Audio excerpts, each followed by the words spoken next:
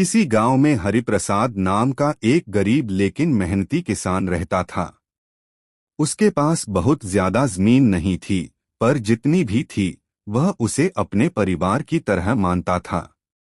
हरिप्रसाद का मानना था कि जमीन माँ होती है और अगर उसे प्यार से सींचा जाए तो वह कभी खाली हाथ नहीं लौटाती। हर साल की तरह इस साल भी उसने अपने खेत में गेहूं बोने का फैसला किया। सर्दियों की शुरुआत थी। ठंडी हवा चल रही थी। हरिप्रसाद रोज सुबह अंधेरा रहते ही उठ जाता, बैलों को लेकर खेत पहुंचता और हल चलाता। उसके हाथों में छाले पड़ गए थे, पर चेहरे पर कभी शिकायत नहीं थी। बीज बोने के बाद वह रोज खेत की देखभाल करता, कभी पानी देता, कभी खरपतवार निकालता। समय के साथ गेहूं के छोटे छोटे पौधे निकल आए। हरे भरे पौधों को देखकर हरिप्रसाद का मन खुश हो जाता। कुछ महीनों बाद गेहूं की बालियां निकल आईं। खेत अब हरे से सुनहरे रंग में बदलने लगा। उसी समय एक नन्ही सी चिड़िया रोज खेत में आने लगी। वह बालियों पर बैठ जाती और दाने चुगने के लिए बालियों को अपने वजन से झुका देती। गांव के कुछ लोग हरिप्रसाद से बोले, अरे हरिप्रसाद, ये चिड़िया तुम्हारा गेहूं खा रही है। इसे भगाओ, नहीं तो नुकसान हो जाएगा। हरिप्रसाद मुस्कराकर बोला, अगर ये चिड़िया 2-4 दाने खा लेगी तो मेरा क्या बिगड़ जाएगा?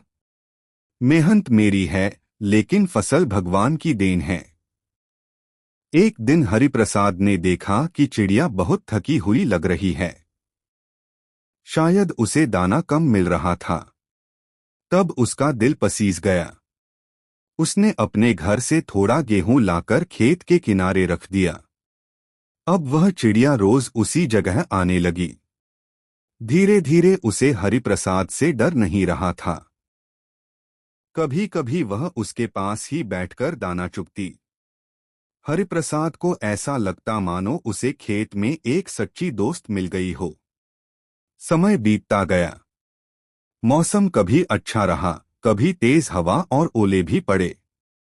आसपास के कई किसानों की फसल खराब हो गई, लेकिन हरिप्रसाद का खेत किसी चमत्कार से बचा रहा।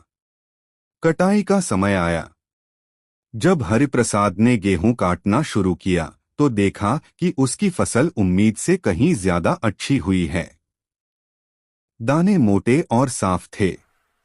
उस दिन हरिप्रसाद ने आसमान की ओर देखकर कहा, मैंने किसी को नुकसान नहीं पहुंचाया, शायद इसलिए प्रकृति ने भी मेरा साथ दिया। कटाई के बाद उसने सबसे पहले चिड़िया के लिए खेत में दाना रखा।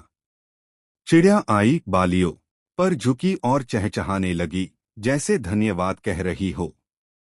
गांव वालों ने यह सब देखा और समझ गए कि दयालुता कभी बेकार नहीं जाती। हरिप्रसाद ने अपने बच्चों को सिखाया, जो दूसरों के लिए झुकना सीख जाता है, उसके लिए पूरी दुनिया झुक जाती है।